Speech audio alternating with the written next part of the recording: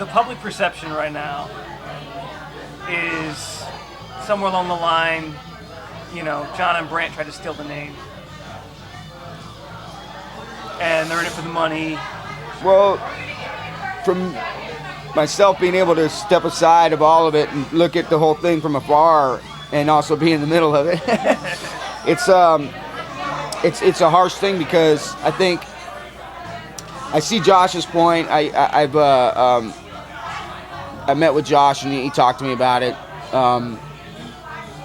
And unfortunately, I mean, I heard what was happening from Josh. He told me what he was going to do, and I was like, wow, dude, that's heavy, man.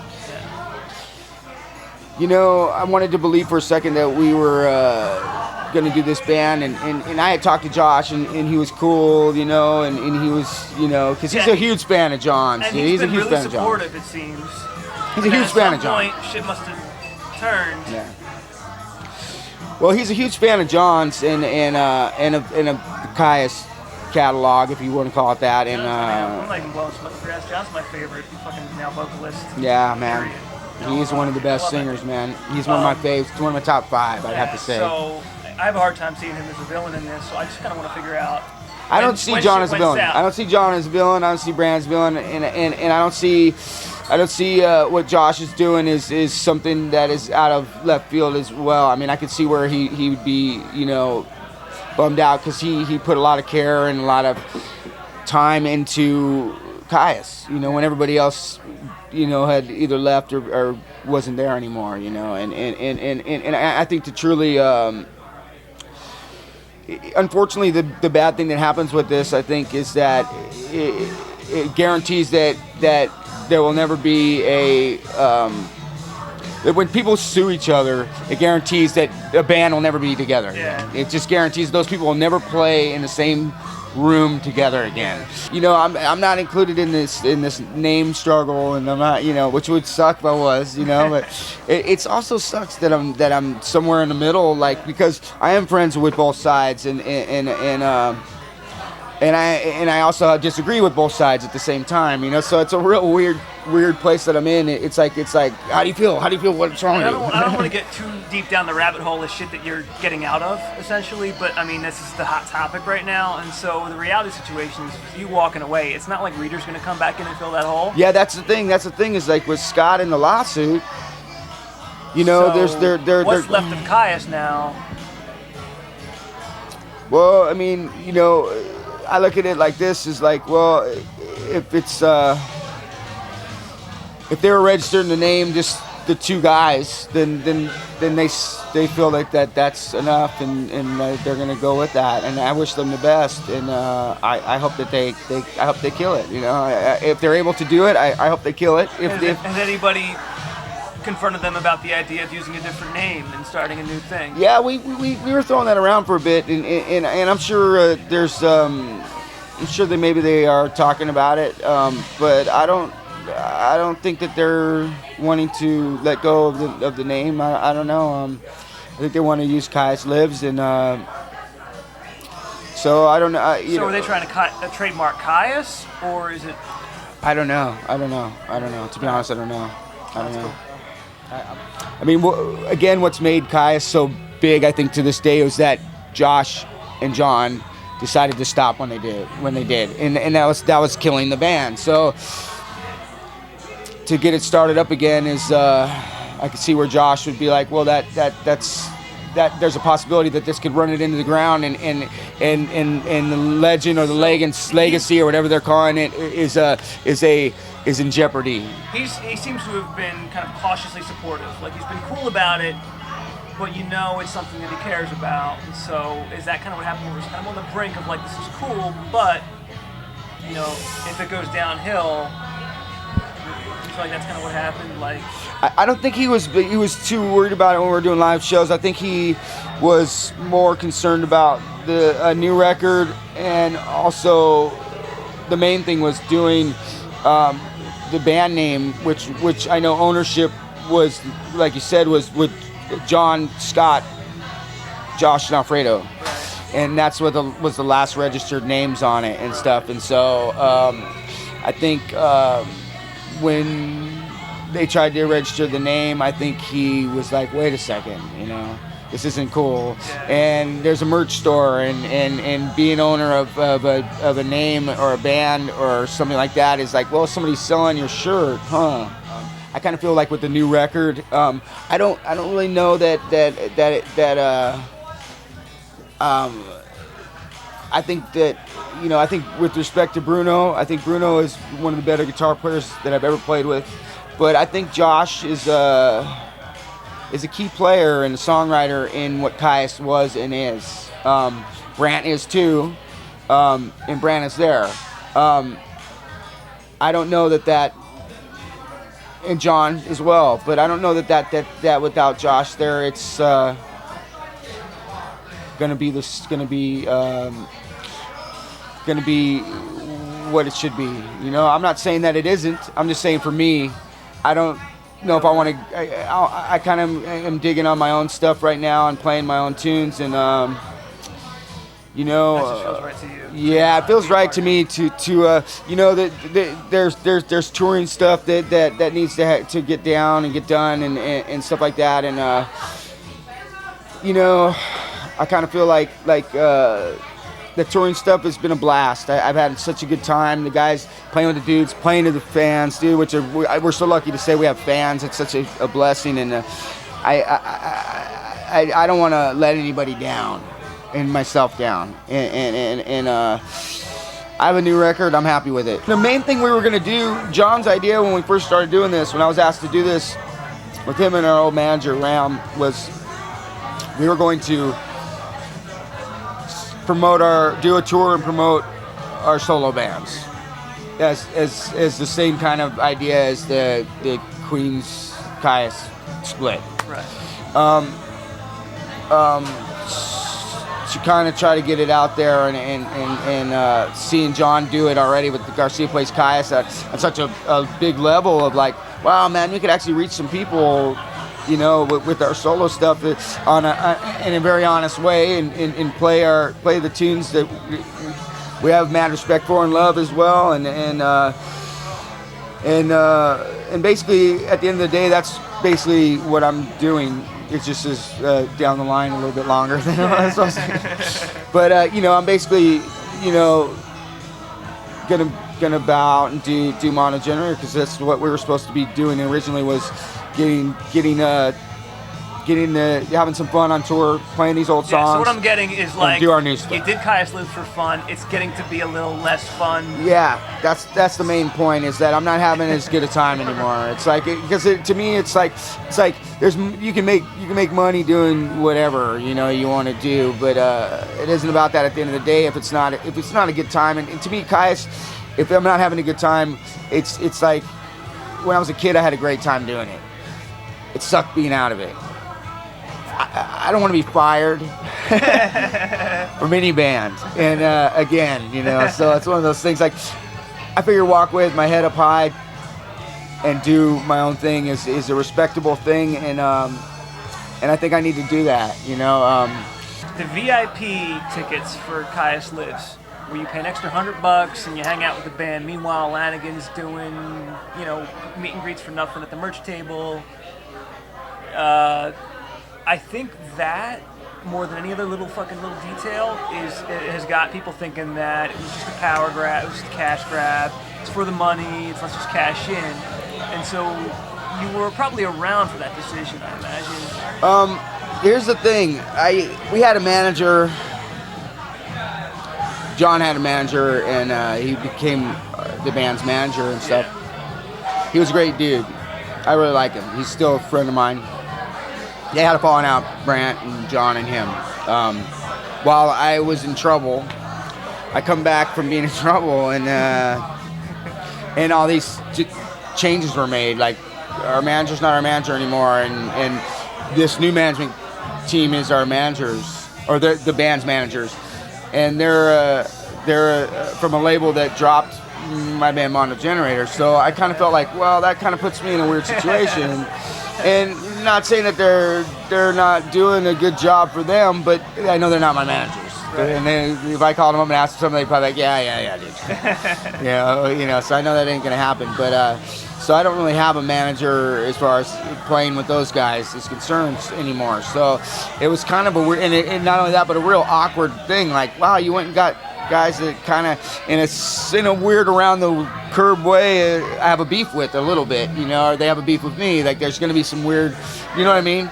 So I don't understand why these guys are managers, but I understand they work good for them, I guess, and that's all good, you know. And so they but set up but this that was their VIP VIP. thing, Yeah, or that's what? their thing. You know? And how? I mean, so the band finds out. Well, I'm doing these meet and greets because we always did meet and greets with Queens, but we'd always do it where we have people come to the backstage, hang out, we'd give them beers and hang out with them. A lot of them we ended up being friends with, you know, to this day. So, you know, we always treated our fans very, very well, and I understand there's like a super fans thing or something is what it's for, is what I was told, and I was like, yeah, but I'm standing out front having a cigarette, and I meet all these same people before the meet and greet anyway.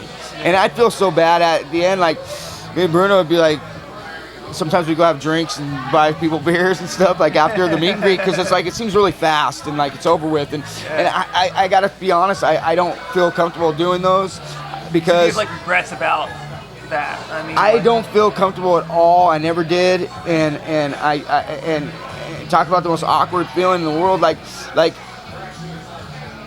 some of the people hadn't even received, like, it's for like collectible merch apparently, you know, they could get collectible merch sent to them, but the tickets, they weren't included in the price. I found out, I was like going like, wait, that seems like we're ripping off fans that like us, dude. They like us, you know. We don't dislike them for that. We should be hanging out with them on a friendly level anyway, and who's not approachable on the street anyway? And it's so beyond is me. this Like the management that's with Kyuss now? Yes. And so is that part of the decision? Yeah, I don't really feel like I'm part of this at all, you know. So it's really from the internal to all of it, you know. And it's like when you're, you know, like I could say to them all day if I wanted, you know, like I think the meet and greets are out of hand, you know, but I don't really have a say. They're gonna make their 10%. It's like it looks bad for me if I don't show up to them, you know. There's a couple of them where I was just like, you know, I don't want to do it, you know, but it's like not fair, you know. At the same time, it's like it sounds like a lot of the things the fans are kind of wincing about in the end were management. And I mean that's the easiest pill for the fans to swallow, because nobody wants to look at John and Brant and you and think these guys are fucking bad guys. But a lot of other people aren't going to let you off that easy, just to be able to say, oh, it was the management. No, I can't do that. No, I can't do that because I have a beef with them. So it's like, of course I'm going to say, like, I'm not blaming the management. I'm saying, but that is a reason. One of the reasons why I'm not happy, you know, you know, but again, I got in trouble. So you're looking at possible jail time right now, right? Yes and no. Yeah, hopefully no. But yeah, you know, there's some. You know, the thing with that is it's a really bad scene because it basically comes down to I can't talk too much about it because I have a court date coming up next month. But you can ask my lawyer friend Sage. She'll tell you. Yeah. I got He's great. He's great. And I have a really good lawyer, and he's taking great care of me. And but he the thing is that I screwed up because I didn't, when the police came to my house, which nobody in my house called. A friend of ours came over and we didn't open the door for her, and she called the police, which is absurd. So it's a bad scene right now. It's a bad scene, and I don't even know if I'm supposed to say that. I forgot to step my balance. But basically, at the end of the day, I screwed up because I didn't open the door. It's like, I'm not going to open the door. I don't have to open the door. I didn't think you had to open the door. But, I mean, you know. You have to open the door. A robot came and knocked down my door. Oh, okay. And I don't mean to laugh because it was a bad scene, but I just look at it like I pay a lot of rent. And I want to be the king of my castle, man. I want to be the king of my castle. I want to have the final say, like when I can come in and when I can go, and who comes in and who doesn't. And were drugs involved? No, but there was unfortunately they because I was in there for 3.5 hours, you know, like not coming out. Like standoff. You don't even think I would have gotten rid of it, or flushed anything I had if I had something, you know, like I know they're outside. I'm gonna save this, you know, like. But I just moved into this house and went on tour. Everything was in boxes, and somehow there was a little tiny, the smallest little amount of something. Was there violence? No. It was the whole thing about it was that we didn't open the door. She was saying that there was some trouble inside. You know, the police were more than cool with me. You know, I mean, fortunately for me, I mean, because I could have, you know, they could have been easily. I mean, you know, probably, I just didn't want to come out. So when they came and knocked down, I was like, oh, okay, you got me, you know. But my dad left me a gun when he died, and I had it underneath my bed. There was a gun, and that's so where I got in trouble. that makes the fucking news. That's and the main like thing. He had guns and drugs, and he's That's the hitting main bitches. thing. That's the main thing that I got in trouble, man, about was the gun, you know. But there was a grandfather clause with it because it was my dad's, you know. Okay. But I did have it loaded. That's why my dad kept it. It was underneath my bed. I don't have kids. Oh, it looks bad, man. Well, I kept it underneath the bed because what if somebody breaks in your house? Like, what are you gonna pull out? They're like, hold on, let me load this. And what is this, man? Where you live? I live in East Hollywood. Okay. You know, I mean, you know, I just kept it like my dad kept it. My dad kept it loaded and for home protection. It wasn't like the safety wasn't on and it was underneath my bed because, you know, when you sleep, that's the main thing you'd want to have one, maybe if you needed one. That's what my dad always taught me. It was, you know, you keep it underneath the bed. He had kids. He had us. People didn't grow up with guns, look at the story and go like, he had a gun, the cops came, there's a chick involved, this guy's a fucking demon. Yeah, he needs to go to hell. Right. So I was in denial a lot for probably, it's been 8 years in February 15th, but who's counting? February 15th, I was fired from the band, and but it was for reasons that I now know. And it took me a long time to figure out, like, you know, like just in denial. To stop lying to yourself, or to figure out where they were coming from? To stop lying to myself about some things that it took me a long time to. Oh yeah, you know, like. Is it like accurate that the violence got you out, the drugs kept you out? Is that accurate? What's accurate is that we. I think that you know, I let, you know. It took like maybe 6 years to figure out. Like 2 years ago, I finally like, oh my God, you know, I had this episode in Spain, you know, and I was just butthurt, you know, like, you know, it was stupid stuff like, my bro's got a girl now, and where's he at? He ain't sound check, and I was freaking out, you know, and in a long story short, you know, and not to get too internal on it, I try not to drink wine anymore. That's all I know, dude, because I screwed up, and it took me 6 years of the eight years now to go like, oh my God, dude, I would have asked me too, you know, like it just I drank because he didn't show up. I used it as an excuse, of course, to drink like a bottle of vodka or something stupid and ridiculous, you know. So the show suffered, you know, and you know, I like jumped into the barrier and landed on it and hurt my back. Just all that stupid stuff, you know. The next day I was thrashed, but yeah, we went off stage and we were supposed to go back out on there to the stage, and Josh was like, I ain't going back out there with you, man. You're all screwed up, you know. At the time I didn't, you know, I'm like, what, you know, freaking out, you know, and I wish now, I look back and I wish now he would have just went and knocked me down. That way? When I woke up, I would have went, hey, dude, sorry, man, you know.